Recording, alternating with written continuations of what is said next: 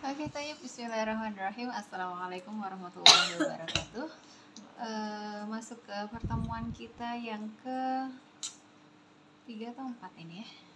3 ya. Pertama kali. Kita hari ini akan membahas tentang akidah terhadap Allah dan juga malaikat gitu ya. Sebagaimana yang sudah kalian baca kemarin sebagai tugas di pertemuan sebelumnya, bahwasanya akidah ya, definisi akidah diambil dari kata aqada yaqudu dan akidatan gitu ya, yang artinya adalah simpul, dimana simpul itu terikat mati, dan simpul ini secara terminologis merupakan definisi dari keyakinan kita, sehingga keyakinan kita itu sudah terikat dengan kuat di dalam hati dan tidak goyah gitu. Artinya adalah keyakinan kita tertanam dengan kokoh di dalam hati dan jiwa kita, terpancar kemudian terlaksana dengan anggota badan kita. Dan keyakinan ini semuanya ya terlingkup dalam agama kita, yaitu agama Islam gitu ya, dimana di dalam Islam kita memiliki rukun iman ya. Rukun iman itu ada 6: iman pada Allah, pada malaikat, pada kitab, pada rasul, pada qada dan qadar gitu ya, dan pada hari kiamat. Baik, yang pertama kita akan membahas satu persatu tentang akidah. Nomor 1 yaitu akidah terhadap Allah Subhanahu wa Ta'ala gitu ya, dimana kemarin di dalam salah satu jurnal yang kalian baca, di situ sudah kita bahas bahwasanya ada pemahaman gitu ya tentang keyakinan tentang kehidupan sebelum adanya dunia ini gitu ya, dunia atau bumi ini. Ada juga kehidupan ketika dunia itu ada, dan ada juga kehidupan setelah dunia itu punah gitu ya, atau berakhir gitu ya. Nah, segala sesuatu yang sudah terencana itu ya, baik sebelum ada dunia, saat ada dunia, setelah ada dunia, itu semuanya sudah terancang dengan rapi gitu ya.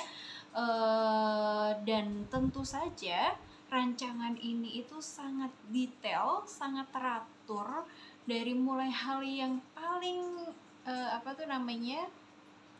ringan atau remeh gitu ya, sampai hal yang paling agung sekalipun gitu ya.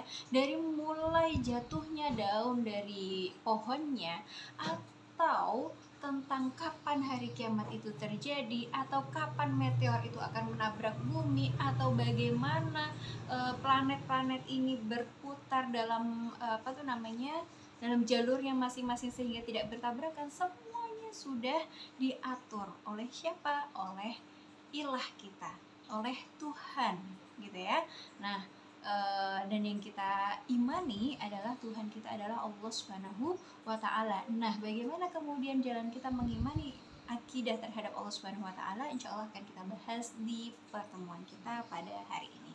Baik ya, bismillahirrahmanirrahim. Saya awali, Rabbi syrah li sadri wa yassir li amri wahlul 'uqdatam min lisani yafqahu qawli. Yang pertama, bisa sambil kalian lihat di PPT itu, akidah terhadap Allah yang pertama, wujud Allah Subhanahu wa Ta'ala. Di sini ada 3 dalil yang bisa kita pakai sebagai hujjah untuk memperkuat keyakinan atau akidah kita tentang adanya Allah Subhanahu wa Ta'ala. Yang pertama adalah dalil fitrah, yang kedua dalil akli, dan yang ketiga adalah dalil nakli ya. Satu-satu terlebih dahulu. Yang pertama adalah dalil fitrah. Di situ saya mengambil hadis ya dari Bukhari Muslim, yang di sana Rasulullah SAW bersabda, kullu mauludin yuladu 'alal fitrah fa abawahu yuhawwidanihi aw yunassuranihi aw yumajjisanihi. Semua bayi yang baru lahir itu dilahirkan di atas fitrah ya. Lalu kedua orang tuanya lah yang menjadikannya Yahudi atau Nasrani atau Majusi gitu ya.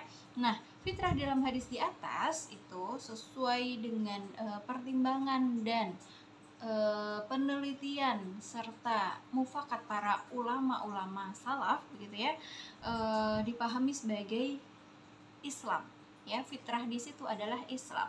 Karena apa? Rasulullah SAW di situ menyebutkan meyahudikan, menasronikan, memajusikan tanpa menyebutkan Islam, sehingga fitrah ya dikembalikan pada agama yang paling asli ya, yang paling mendasar, yaitu agama Islam.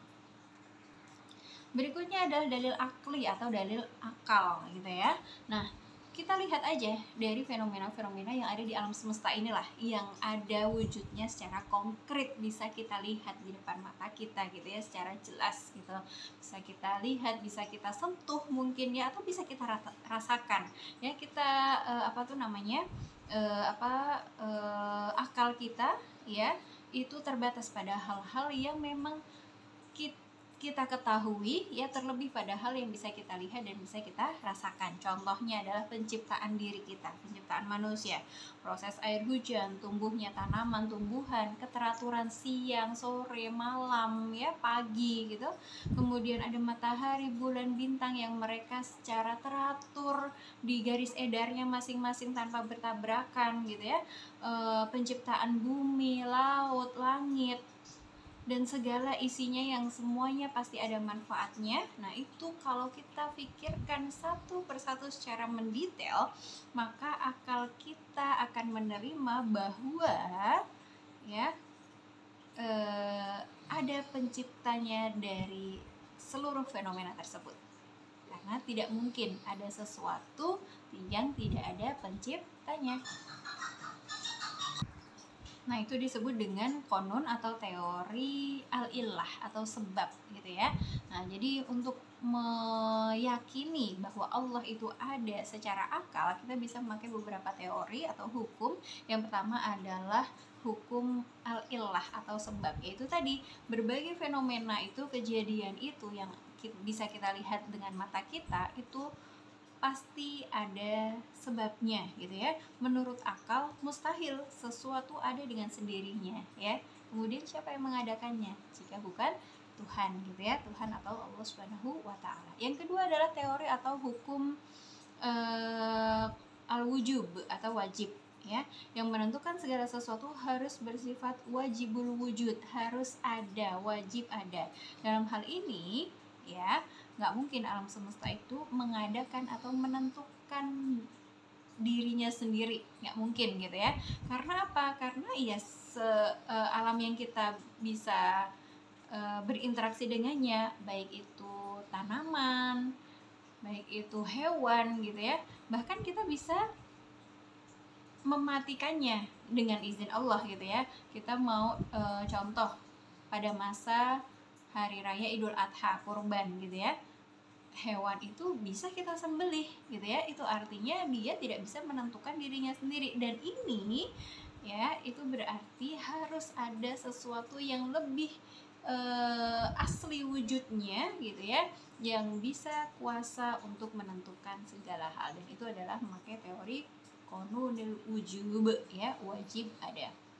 Kemudian yang ketiga kita pakai hukum konun al-hudus atau baru ya, bahwasanya alam semesta ini semuanya adalah sesuatu yang baru atau yang diciptakan gitu ya. Dia berasal dari nggak ada menjadi ada, maka ya harus ada sesuatu yang mengawalinya, di mana sesuatu ini itu tidak berawal atau sifatnya qadim ya.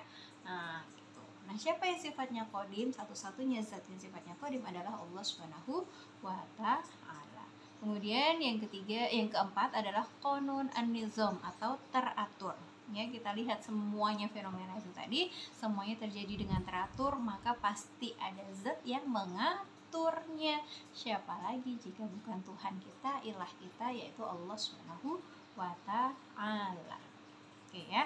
Baik, berikutnya adalah dalil ayat ya. Kalau kemarin kalian sudah mengambil mata kuliah Quran hadis ya, maka mestinya kalian sudah betul-betul yakin dengan kebenaran daripada Al-Quran dan hadis itu. Kita sudah dihadapkan dengan fenomena-fenomena kemukjizatan daripada Al-Quran, bukti-bukti kebenaran daripada Al-Quran yang ternyata nyata, kebenarannya itu tidak bisa kita bantah ya, dari awal sampai akhir semuanya adalah kebenaran. Maka dengan adanya dalil-dalil ayat-ayat ini muncul untuk kita imani dan kita yakin betul dengan kebenaran daripada ayat-ayat yang menyatakan keberadaan daripada Allah Subhanahu wa taala. Contohnya ada di Quran surat Al-Hadid ayat 3, A'udzubillahi minasyaitonirrajim. Huwal awwal wal akhir wal zahir wal batinu wa huwa bikulli syai'in alim. Dialah yang maha awal, maha akhir, maha zahir, maha batin. Dia maha yang mengetahui segala sesuatu. Atau yang kita hafal semuanya ada di Quran surat Al-Ikhlas ya. Qul huwallahu ahad, katakanlah dia Tuhan adalah satu, yaitu Allah Subhanahu wa taala. Baik gitu ya. Nah, kemudian itu tadi adalah wujudullah, bagaimana kita meyakini gitu ya bahwa Allah itu benar-benar wujud, benar-benar ada ya, dengan dari fitrah kita, secara fitrah kita mengimani hal tersebut, secara akal ternyata terbukti hal tersebut itu ada gitu ya, dan diperkuat dengan ayat yang menyatakan bahwa Tuhan kita adalah Allahu Ahad, Allah yang esa atau yang satu gitu ya. Berikutnya adalah macam-macam daripada kita mengesahkan Allah Subhanahu wa taala atau tauhidullah Subhanahu wa taala. Ya. Yang pertama ada tauhid mulkiyah, yang kedua ada tauhid rububiyah, dan yang ketiga adalah tauhid ilahiyah atau uluhiyah. Oke.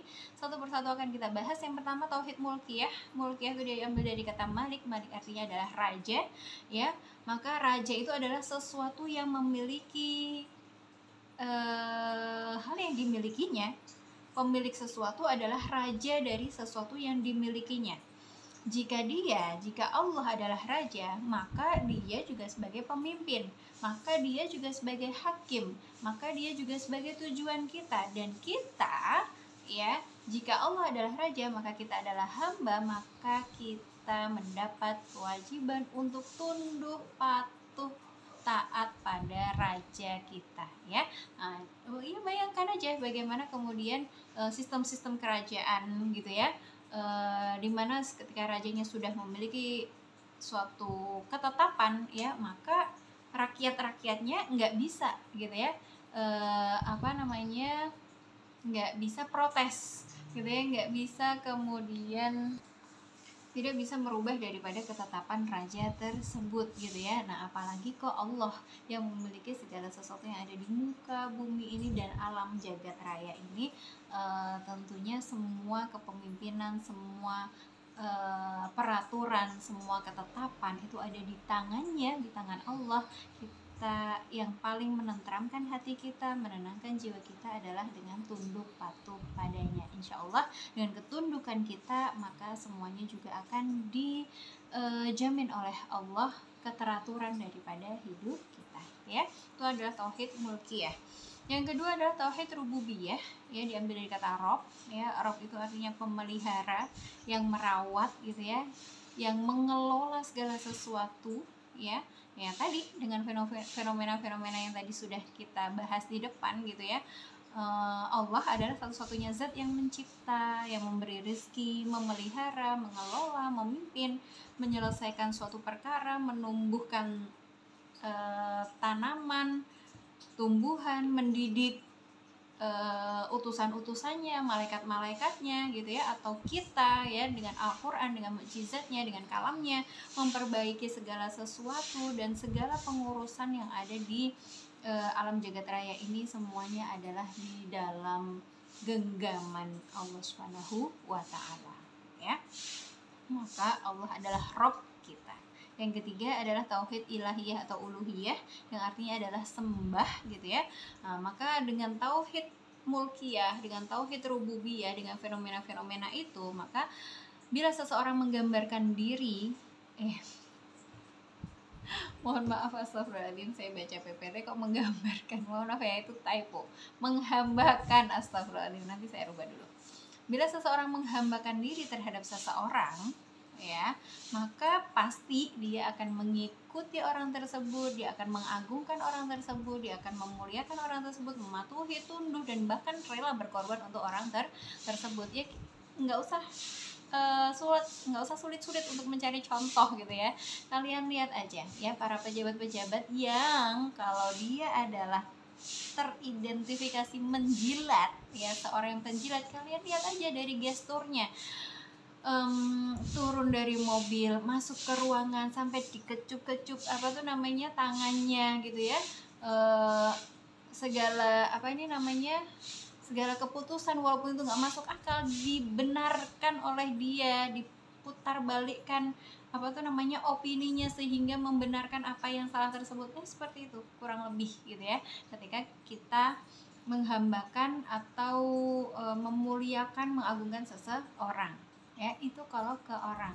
Nah tapi orang itu tidak patut untuk kita jadikan ilah, untuk kita sembah ya. Yang patut untuk kita sembah adalah yang tadi, yang memiliki semuanya yang ada di alam jagat raya ini, yaitu Allah Subhanahu wa Ta'ala. Maka hanya Allah lah yang pantas menjadi ilah kita, yang pantas untuk kita sembah. Maka oleh karena itu patutlah kita untuk mengagungkannya, memuliakannya, tunduk patuh padanya ya, mematuhi semua aturannya dan meninggalkan apa yang dilarangnya gitu ya. Itu raja kita, dia pemimpin kita ya, semua pengelolaan bahkan tentang diri kita yang kecil ini semua ada di tangannya. Maka jangan berani-berani ya sama raja kita. Kalau kita berontak sedikit, dia mau hukum kita apa aja itu bisa banget gitu ya.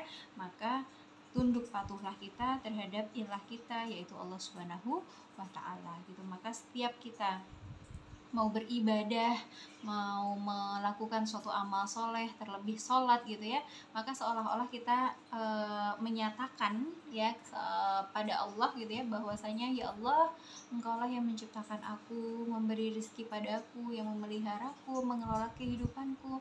Sebab itu ya Allah, Engkaulah rajaku, Engkau pemimpinku, hanya aturanmu yang aku ikuti, dan apa saja ku persembahkan untukmu untuk mencari ridhomu gitu ya.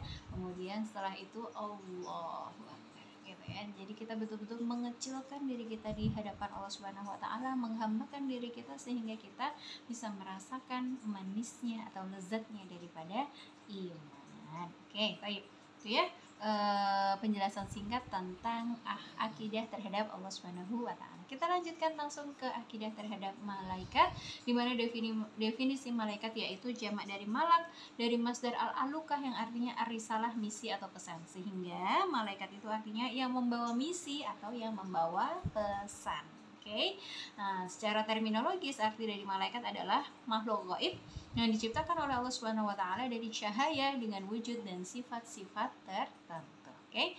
Jadi kita mulai dari penciptaan malaikat. Penciptaan malaikat, malaikat diciptakan dari nur atau cahaya ya. Itu ada di hadis riwayat Muslim dan Sahih, bahwasanya Rasulullah SAW bersabda, malaikat diciptakan dari cahaya, jin dari api, dan Adam diciptakan dari apa yang telah diterangkan kepada kalian ya. Lebih detailnya ada di Al-Quran gitu ya, tentang penciptaan manusia. Kemudian